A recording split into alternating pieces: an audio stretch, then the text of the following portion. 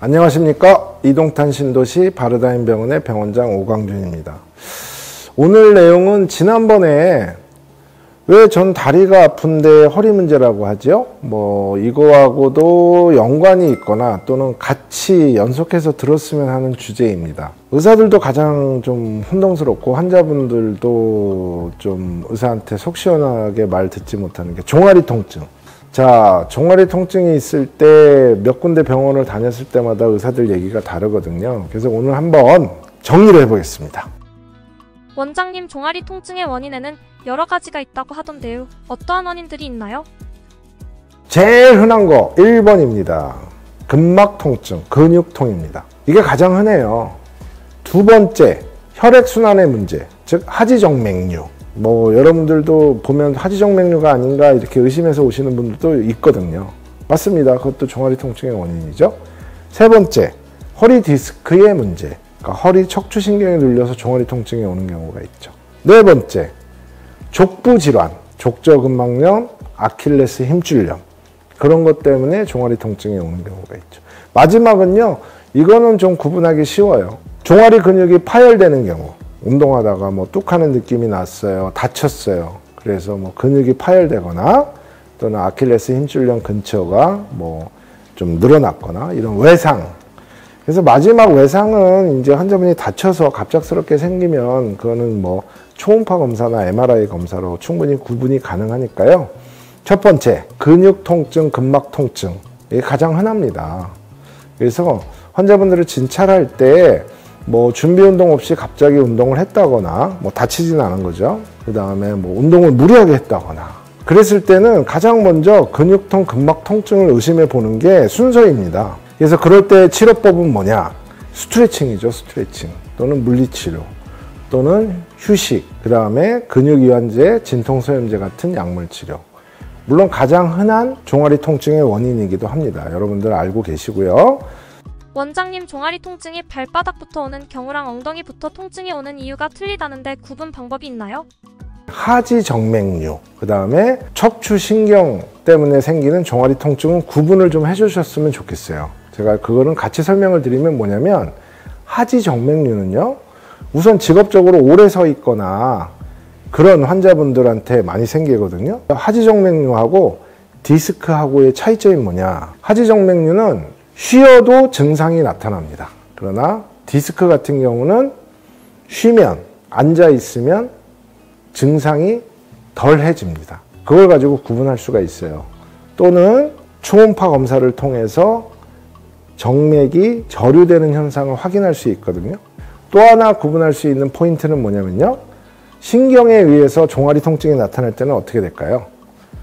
허리 요통은 없을 수 있어요. 그건 지난번에 제가 설명을 드렸지만, 그러나 엉덩이, 허벅지, 무릎 뒤쪽, 그 다음에 종아리까지 쭉 연결되는 방사통이 있어야 됩니다. 그래야만 허리 문제로 인한 종아리 통증으로 이해할 수 있고요.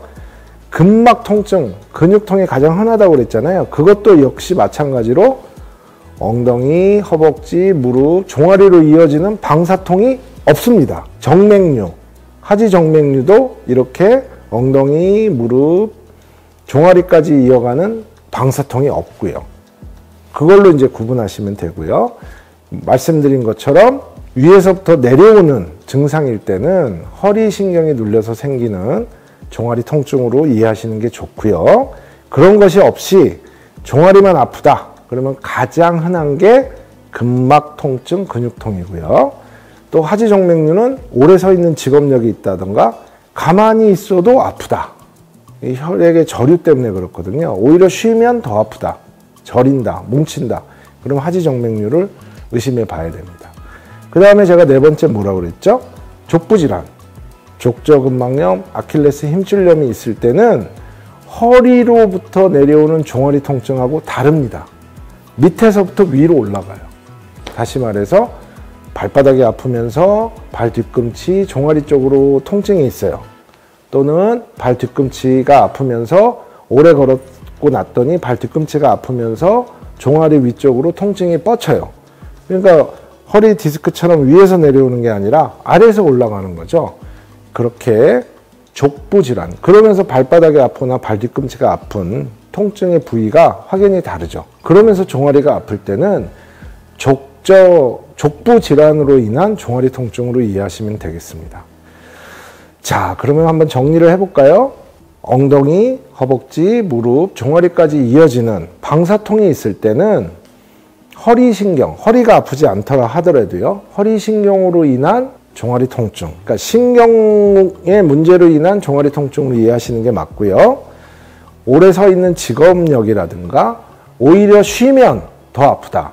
허리로 인한 통증은 쉬면 나았거든요. 그리고 쉬어도 아프다. 그러면 하지정맥류를 의심하는 게 좋고, 또는 근육통, 근막 통증을 의심하는 게 좋습니다. 그럼 두 가지는 초음파를 봐서 정맥류가 있는지 확인하시면 되고요. 아까 말씀드렸던 허리 문제는 당연히 허리에 MRI를 찍으셔야 되겠죠.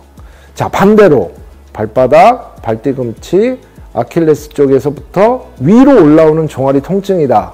그런 거는 족부 질환, 족관절 질환, 아킬레스 힘줄염을 먼저 의심해 봐야 됩니다.